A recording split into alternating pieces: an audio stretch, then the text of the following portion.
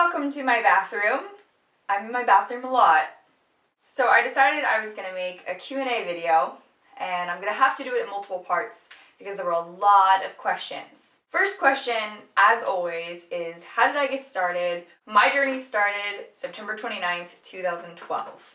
I had gotten home from a birthday celebration after my 22nd birthday, and I looked at my pictures and I realized, oh my gosh, I've gained so much weight. Long story short, I decided, you know what? I'm gonna try and run a half marathon. And so originally my plan was to run every day, and I was just gonna get skinny, that's all I knew. And I asked a friend of mine to help me out with some nutrition, and originally I ate 1,460 calories a day. I'm 5'10", so I underate like crazy. I ate mostly clean foods because that's what I thought, lots of veggies and everything, and like a lean cuisine here and there. But for the most part, I ate really clean foods, and I pretty much, starved myself. I was hungry all the time, and I ran 6 days a week. And I lost a lot of weight really quickly. I decided after Thanksgiving, so a couple months later, that I wanted to begin to lift, and I wanted to learn the compound lifts. And so a friend of mine named Brian Wu, and then another friend of mine named Chad Carendang, they helped me with form. They taught me how to deadlift. They tried to teach me how to squat, but at the time I could not even, squat 3 inches. I was terrible. Chad led me to Eastman and Carlo, who are 2 Olympic lifters at San Jose State, and Eastman and Carlo all together led me to Zach. And Zach is my coach, #BodyByTrahan, and so I've been working with Zach since January 2013. And he's been there with me at the worst, and all the way through my weight loss and my first prep for my show, and he's prepping me for this show. So that's my story. One of the huge questions I get is about metabolic damage and about reverse dieting and anything to do with pushing your metabolism. You all know my story for the most part about how I, had developed a major eating disorder, orthorexia, where I only ate foods that I perceived to be clean. And I kind of lied to my coach during my first prep for my show, and I was really under eating, and I got down to, a skeleton weight, and I was really unhappy. And so after my show, we thought that I would prep for another show, and that didn't work out. So since January, or December probably, of last year, and January of this year, I started to do a reverse diet. What I did was, in order to bulk or put on muscle, lean muscle, so slowly put on muscle while understanding I was going to gain fat, of course. Like, you can't, only gain muscle, you can't only lose fat, right? So I would slowly push my metabolism by increasing my calories by about 100 calories every 3 to 4 weeks. And then I would kind of plateau, I wouldn't gain anymore. And so we'd realize, okay, this is my maintenance now, and I'm pushing above this, so I'd push another 100 calories, and I would generally push, all of the macronutrients up, carbs, fats, and protein. Fats we didn't push as much because my body personally doesn't do well with fats. I was able to reverse diet from about 1,900 calories to about 2,500 and 2,500, and I was maintaining, I was of course gaining weight, but then I would plateau again, and I was doing no cardio at all, none, and I was getting stronger. So people ask, when do you stop reverse dieting? For me, it was just, I wanted to stop 20 weeks out from my show. So I wanted to get as close as I could to, a bulk, but do it slowly, and then so that way I would be able to cut slowly for my show. My macro split changes a lot. I carb cycled for a while. People ask about carb cycling. Carb cycling worked well for me in my off season, ranged from about 315 on high days to about 190 on low days. Then obviously my fats would cycle with that. So my fats would be at, 45 and close to 70. We realized through my cut that I don't do well with fats, and they make me feel sluggish and tired and sick. My body does well with carbs.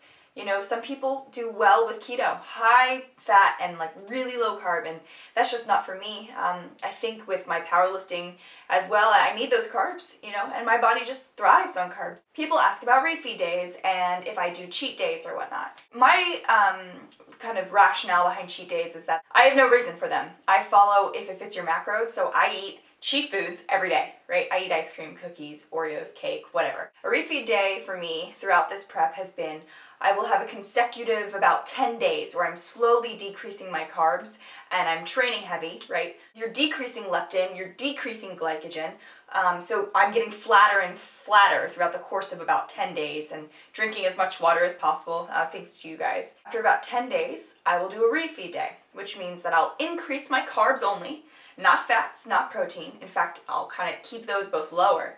And I'll increase my carbs up to about, I don't know, say 275 or something. I'll increase my carbs by about 75 grams. And what this does is it stays within my caloric limit, right? So say my caloric limit is 1900 calories a day. I'm not going over calories. In fact, I'm just moving my macronutrients around a little bit so that my carbs are higher. So I'm still eating at a deficit, but my carbs are higher that day. And what it does is it helps refuel my muscles. It makes me feel a lot better. And the next morning I wake up lean because my muscles are full. My last refeed was last week and I had 4, psycho donuts, and it was amazing. I was super happy about that, and I woke up the next morning lean. It doesn't affect my progress. In fact, it helps me, helps my sanity, and it helps fill me out. Intermittent fasting. So intermittent fasting for me has been an amazing thing because I don't like eating in the morning and I like eating really late at night. For me, I start eating at 3, I eat till about midnight. So my window is 15:9, some people do 16:8, that's generally what people do. I haven't seen necessarily a physical change in my body. Martin says that with lean gains, cycling of calories and carbs, and intermittent fasting, you'll be able to gain lean muscle. I don't know. For me, it's more a psychological thing. I like eating at 3 and eating until midnight, and I'm not hungry when I wake up in the morning, and I've been doing it for over a year, so it's just what I'm used to. I like 9 hours. It works for me. I get asked about my training split. I do the powerlifting movements. I squat, bench, deadlift, overhead press. We don't compete in overhead press, but that's my 4th day of training. My 5th day of training is generally going to be something with shoulders. I like to train shoulders twice a week so that I can get big shoulders. I have no pump right now. So that's what I do. I follow my compound movements with accessory work and auxiliary work. We're constantly trying to progress in my lifts. I focus on powerlifting movements. I don't do the typical bodybuilding thing. So that's what I prefer to do because I compete in powerlifting. To go along with that, people ask, which do I like better, bodybuilding or powerlifting? I like them both equally. I don't think that I'm good at either one of them because I can't make a decision. So after this show, I'm going to take 18 months off and focus purely on powerlifting and try and get good. And then we'll transition to figure once I'm a lot bigger, and then we'll see how well I do with that. People ask about form, proper setup for deadlifts and squats. Lots of resources online, but for me, because I have extremely long femurs, I have to move a lot longer and a lot further than anyone else does. Unfortunately, I am unable to do a sumo stance deadlift. I don't have the flexibility for it to have good form, so I pull conventional, and I pull conventional double overhand hook grip. A lot of people do switch, and I don't. I have hook grip overhand always. I've got really great grip strength. If I could pull sumo, it would probably be a lot easier for me because of my long legs. Overcoming strength plateaus. I thought that was a great question. So for a long time, my deadlift didn't progress, and it was because of confidence. A deadlift is all about confidence. So for me, I needed to be able to rip the bar off the ground. Some people struggle with lockout. I struggle with getting the bar off the ground. So if I can pull it above my ankles to the middle of my shin, I'm going to pull that bar up. But if I can't pull it off the ground, I'm not going to pull, obviously. Overcome those plateaus, I just had to refocus. We did a deload week and then we go right back at it. We, started doing more volume training, getting me in there more often, pulling more and more, doing more repetitions. I'm getting more comfortable being around the bar. How long does it take me to prepare food for the week? That's a good question.